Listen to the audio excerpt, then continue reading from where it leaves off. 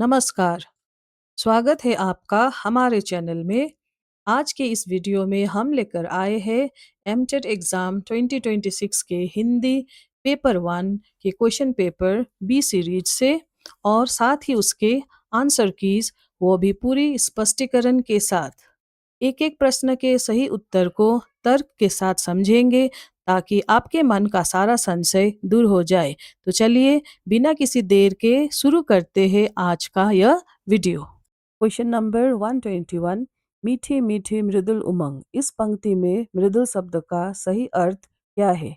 कोमल, कठोर, उत्साह, क्रोध। सही उत्तर है ऑप्शन ए, कोमल। क्वेश्चन 122, सागर कहता है लहराकर मन में गहराई लाओ।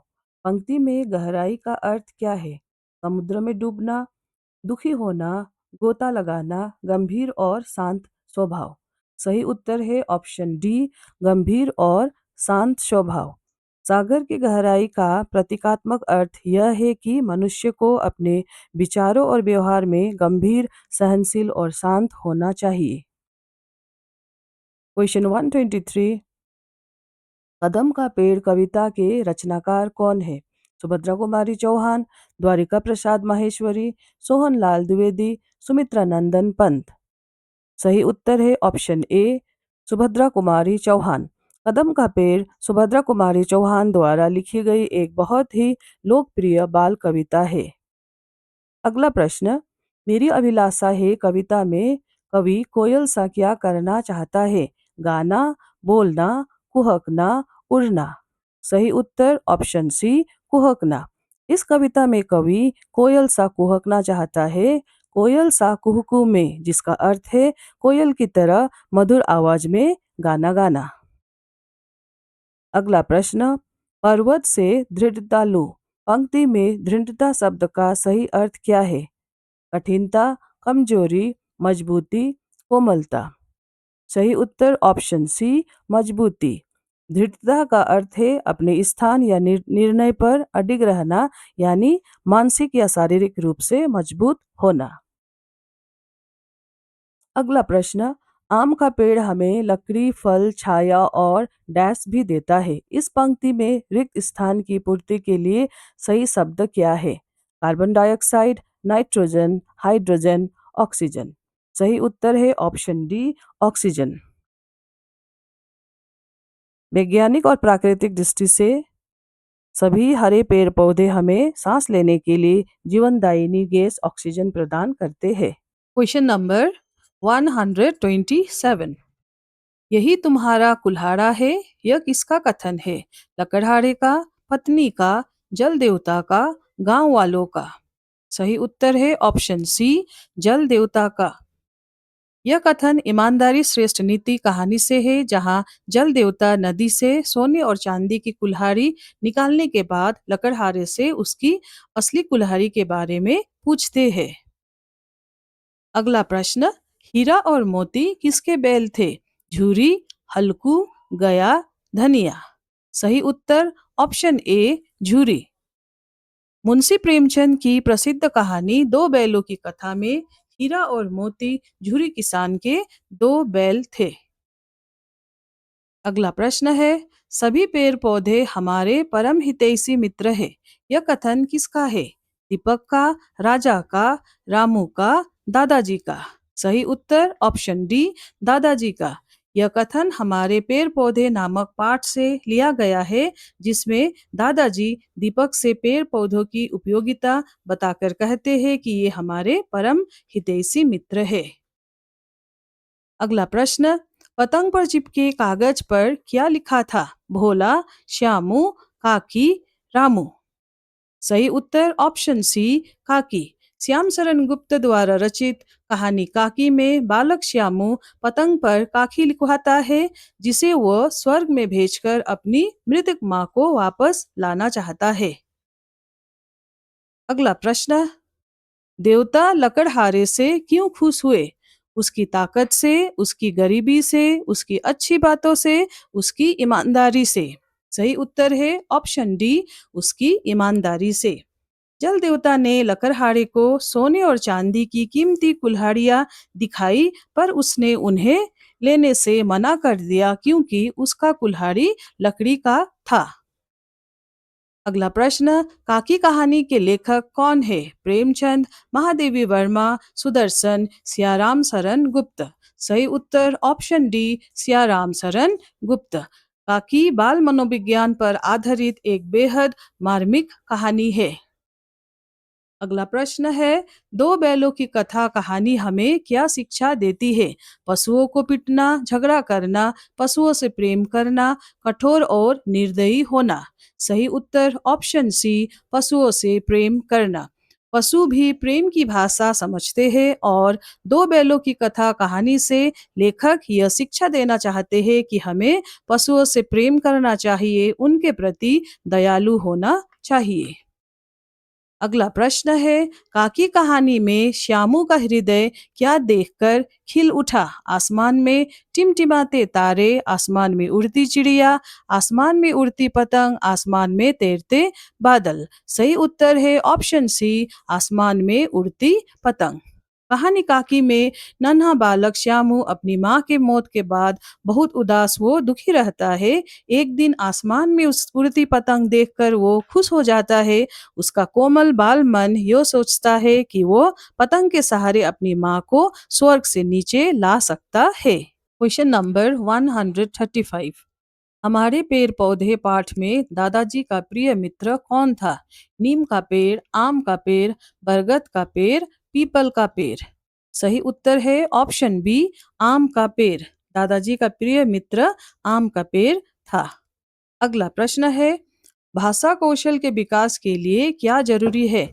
दौड़ना, खेलना, अभ्यास, गाना। सही उत्तर है ऑप्शन सी, अभ्यास। किसी भी भाषा को अच्छी तरह सीखने और उसके कौशलों में निपुणता पाने के लिए निरंतर अभ्यास जरूरी है।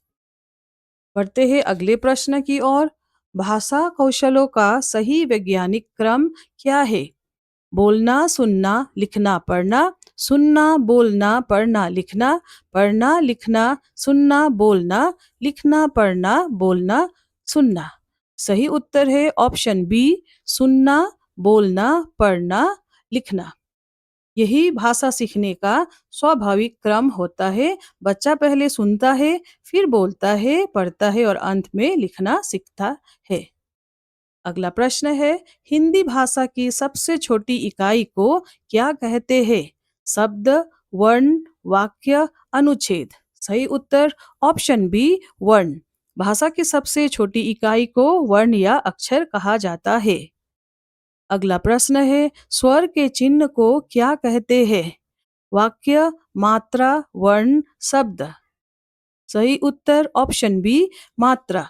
जब स्वरों का प्रयोग व्यंजनों के साथ मिलकर किया जाता है तो उसके बदले हुए रूप या विशेष चिन्ह को मात्रा कहते हैं।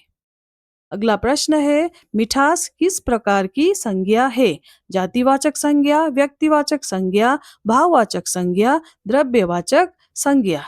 सही उत्तर है ऑप्शन सी, भाववाचक संज्ञा। मिठास से किसी वस्तु के गुण, स्थिति या भाव का बोध होता है। अगला प्रश्न है, विद्वान का सही स्त्रीलिंग क्या है? विद्वता, विदुषी, विज्ञ, ज्ञानी। सही उत्तर ऑप्शन बी, विदुषी। विद्वान का अर्थ है ज्ञानी पुरुष। अत्यधिक ज्ञान रखने वाली महिला को विदुषी कहा जाता है। अगला प्रश्न, जिसकी कोई उपमा न हो वाक्य के लिए सही शब्द क्या है? अनुपम, अनंत, अमर, सुगम। सही उत्तर ऑप्शन ए, अनुपम। जिसकी किसी से उपमा न कर सके उसे हम अनुपम कहते हैं। अगला प्रश्न, प्राकृतिक शब्द का सही विलोम क्या है? अप्राकृतिक, कृत्रिम, पतन, वन। सही उत्तर है ऑप्शन बी, कृत्रिम। प्राकृतिक का अर्थ है जो प्रकृति से प्राप्त हो। इसका विलोम शब्द है कृत्रिम, जिसका अर्थ है मानव निर्मित या आर्टिफिशियल। अगला प्रश्न, छात्रा शब्द का सही बहुवचन रूप क्या है? छात्राओं, छात्राएं, छात्रों, छात्रे। सही उत्तर है ऑप्शन बी, छात्राएं। छात्रा एक आकारांत स्त्रीलिंग शब्द है। व्याकरण के नियम के अनुसार ऐसे शब्दों का बहुवचन बनाने के लिए अंत में ए जोड़ा जाता है। अगला प्रश्न है, त्र वर्ण किन दो वर्णों के योग से बना है?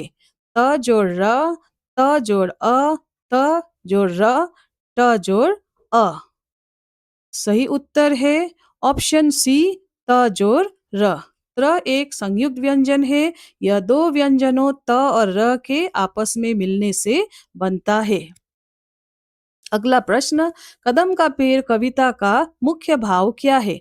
प्रकृति का वर्णन, युद्ध का वर्णन, शिक्षा का महत्व, बालक की कल्पनाशीलता। सही उत्तर ऑप्शन डी, बालक की कल्पनाशीलता। कदम का पेड़ कविता में एक बच्चे की माँ के साथ कन्हैया बनकर खेलने की बाल सुलभ कल्पनाओं का सुंदर वर्णन है। अगला प्रश्न, विविध रूप रंग है भारत के अंग है। प्रस्तुत कविता की इस पंक्ति में विविध रूप रंग का क्या अर्थ है? केवल एक रंग, अलग अलग रूप रंग, वेशभूषा, खान पान, अलग पोशाक, अलग अलग सोच। सही उत्तर है ऑप्शन बी, अलग अलग रूप रंग, वेशभूषा, खान पान। इस पंक्ति को कविता में कवि ने कहा है कि भारत के विविधता, रूप रंग, वेशभूषा, खान पान आदि के बीच एकता है। अगला प्रश्न है, हम अनेक किंतु एक कविता का मुख्य भाव क्या है? भारत की ऐतिहासिक घटनाएं, आपस में लड़ना, अनेकता में एकता, विभिन्न बोलियां। सही उत्तर ऑप्शन सी, अनेकता में एकता। यह कविता अनेकता में एकता दर्शाता है। अगला प्रश्न है, फूलों सा महकू में विहगों सा चहकू में। यह पंक्ति किस कविता से ली गई है? पुष्प की अभिलाषा, प्रकृति का संदेश, कदम का पेड़, मेरी अभिलाषा है। सही उत्तर है ऑप्शन डी, मेरी अभिलाषा है। अंतिम प्रश्न, नव कहता है फैलो इतना, ढक लो तुम सारा संसार। उपयुक्त पंक्तियां किस कविता से ली गई है? प्रकृति का संदेश, हम अनेक किंतु एक, कदम का पेड़, मेरी अभिलाषा है। सही उत्तर ऑप्शन ए, प्रकृति का संदेश। यह पंक्तियां सोहनलाल द्विवेदी द्वारा रचित कविता प्रकृति का संदेश से ली गई है, जिसमें आकाश हमें पूरे संसार को ढकने की सीख देता है। धन्यवाद।